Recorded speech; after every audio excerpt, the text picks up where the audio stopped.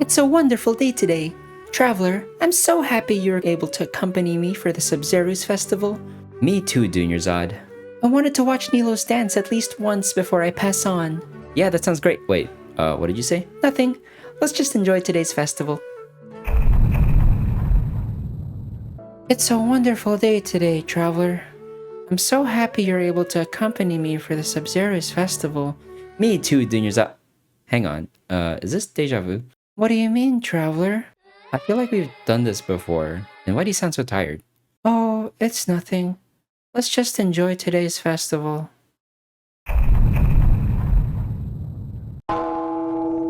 What is going on?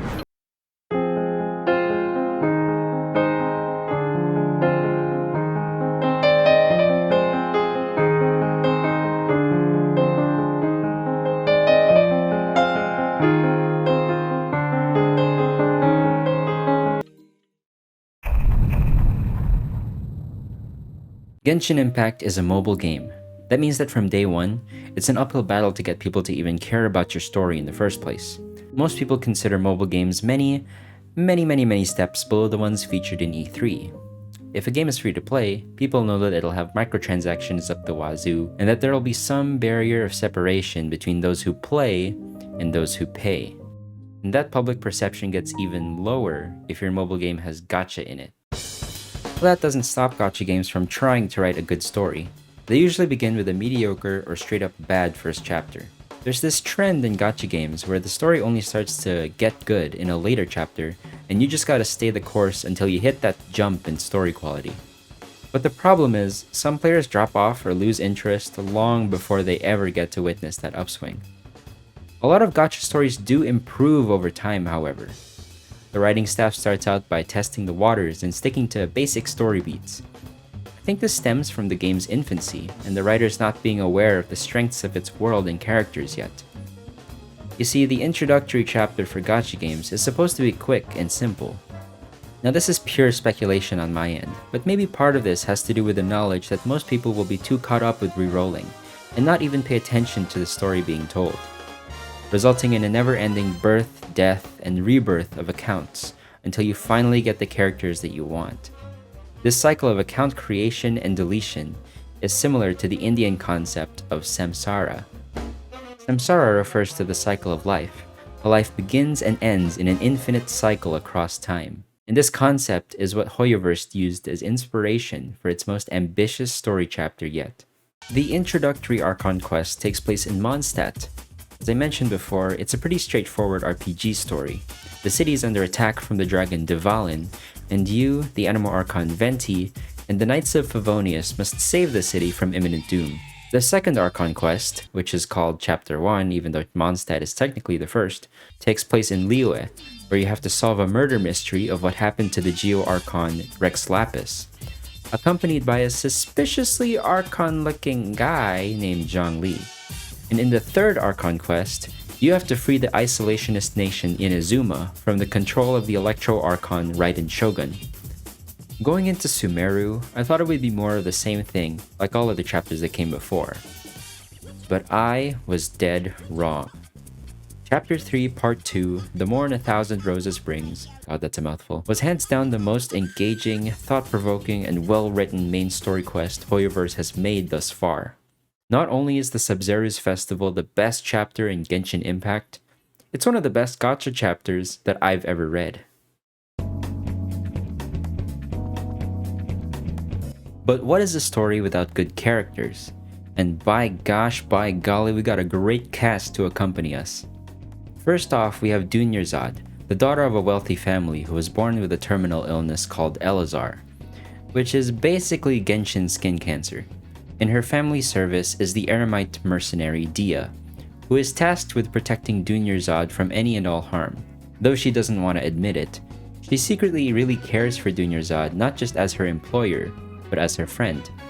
Next we have Vihar, an actor portraying the Sumeru hero Faris, the Knight of Flowers. He was given the role of Faris by Dunyarzad herself and oversees the candy booth of the Sub-Zero's festival. We are also introduced to Dunyarzad's friend Nilo, a dancer who bases her costume on the Sumeru goddess of flowers. Her biggest desire is to perform at the Sumeru's festival and help Dunyarzad create the best festival there ever was. And last but not least, Nahida, aka Lesser Lord Kusanali. He is the Dendro Archon who is our main source of explanation as to what the heck is going on in this chapter, Dunyarzad being one of her most faithful followers. So those are all the important characters for this chapter. But notice how I kept mentioning Dunyarzad's name throughout the whole breakdown? The greatest aspect of this core cast of characters is how Dunyarzad is the connective tissue that binds all of them together. Each of them is concerned about Dunyarzad in their own ways, and she basically becomes the most important character in this whole chapter, which is very, very important. Have you guys ever watched Steins Gate? Spoiler alert for Steins Gate, I guess. If you've seen the show, you'll know it revolves around the time loop gimmick, where the main character Okabe has to repeat the same events in order to save his childhood friend Mayuri. But the problem in that show is that it feels like the other characters aren't as attached to Mayuri as Okabe is, and by extension, neither is the audience. This works against Steins Gate's favor, since it sometimes feels like Okabe is more invested in saving Mayuri than we are. So it's almost like Hoyoverse saw this and flipped it on its head, with a cast of characters caring more about Dunyarzad than the Traveler does. It turns out that this might have been the perfect move, because ultimately, the story of this chapter is a story about trying to save Dunyarzad.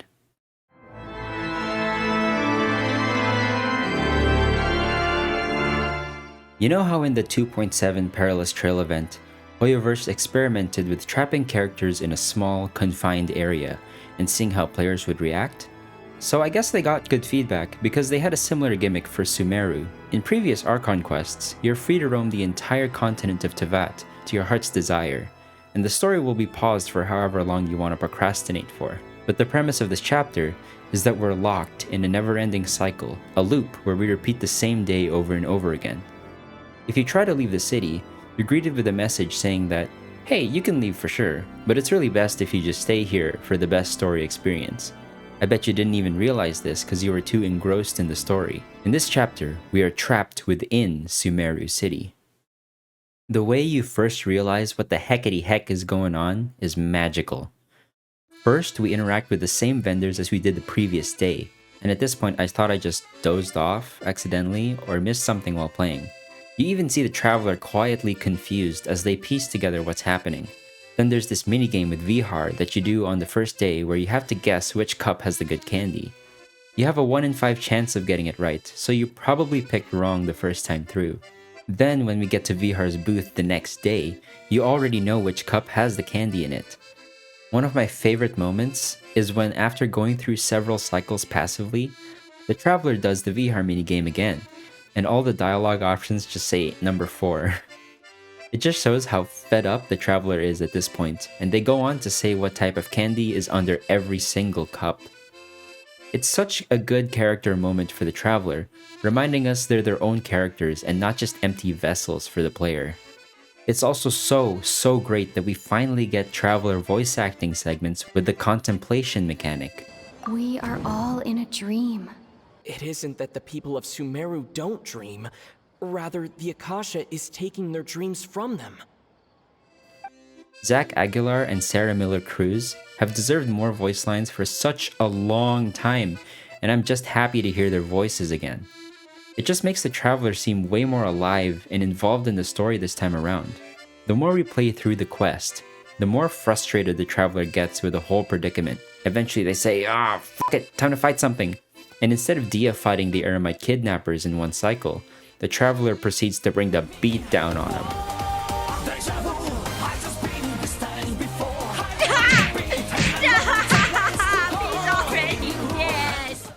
The Traveler's anger perfectly reflects the players, but I haven't even gotten to the most gripping part of the chapter yet. You see, Sumeru City is engulfed in a conspiracy.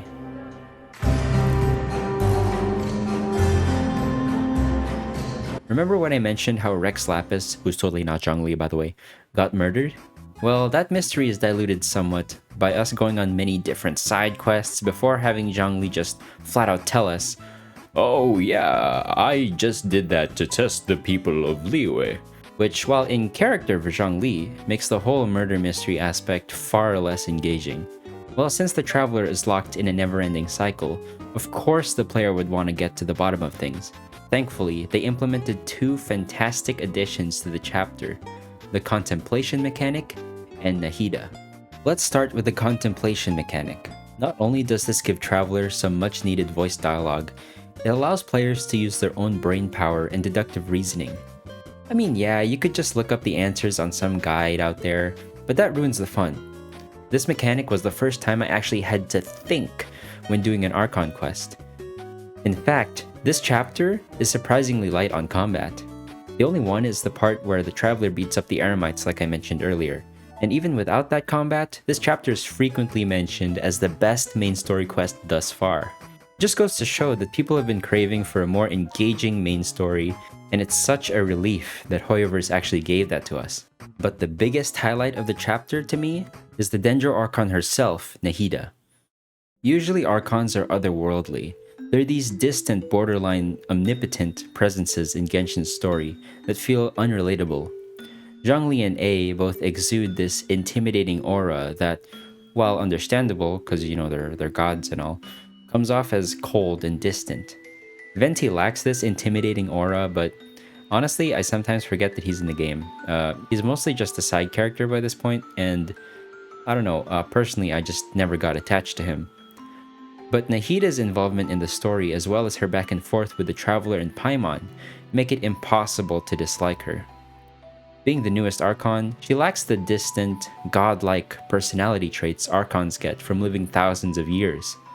Because of this, she's also the most vibrant Archon to interact with. You see her genuinely curious about humanity and wanting to save Dunyarzad at all costs. Her dialogue is also f***ing hilarious. Use the bathroom and flush your anxiety dookie away. Huh? People always say they feel a sense of relief after they take a duk. I'm relieved they didn't make Nahida a typical lolly character and have her go, "Wah, wah, Oni-chan, bullshit. You can tell that Nahida's naive about humanity and the world, but she's also capable when she needs to be. She acts as the person who feeds us exposition, but since it's exposition that we actually care about and want to know, it never feels cheap.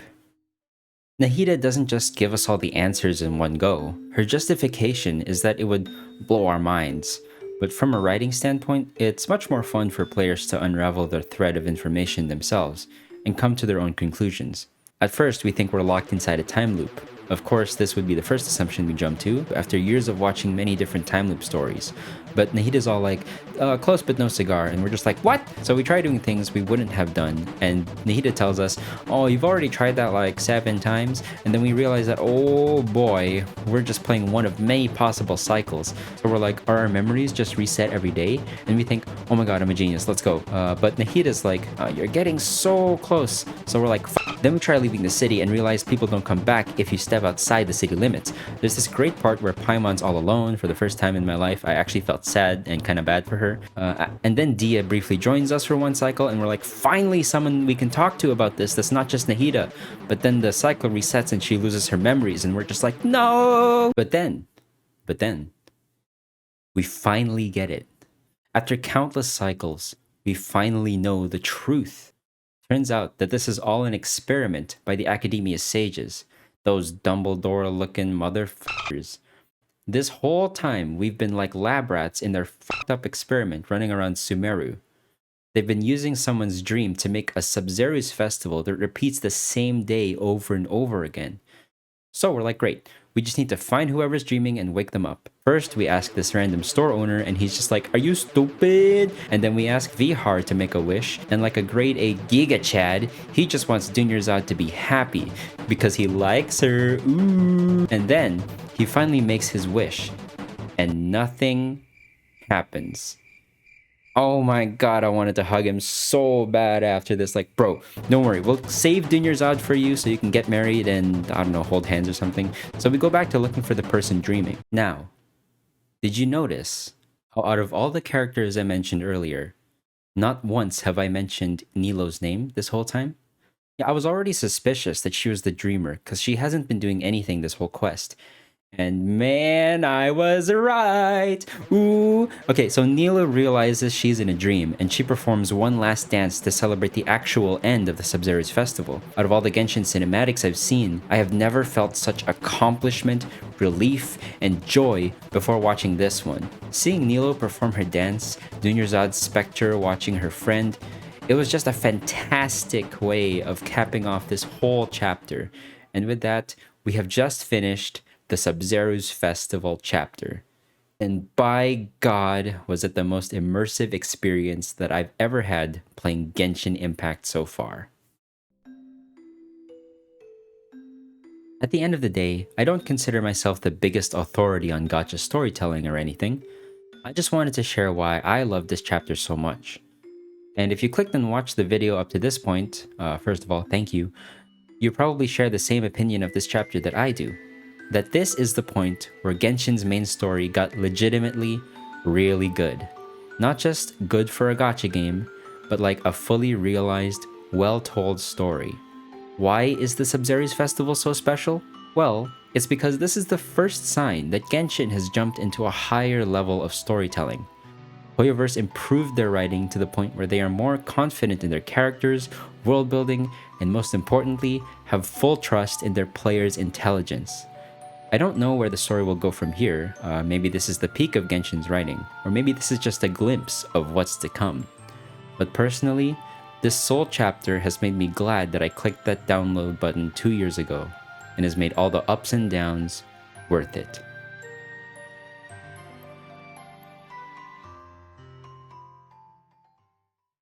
Hey, if you made it to this part of the video, I just wanted to say a quick thank you. This is by far the most work I've put into making a video, and I sincerely hope that it wasn't a slog for you to get through. Starting from now, I'm aiming to do other stuff besides Genshin. I really like the game, but there's only so much I can talk about before I run out of topics. So I'd like to just talk about things that I enjoy, as well as Genshin, you know?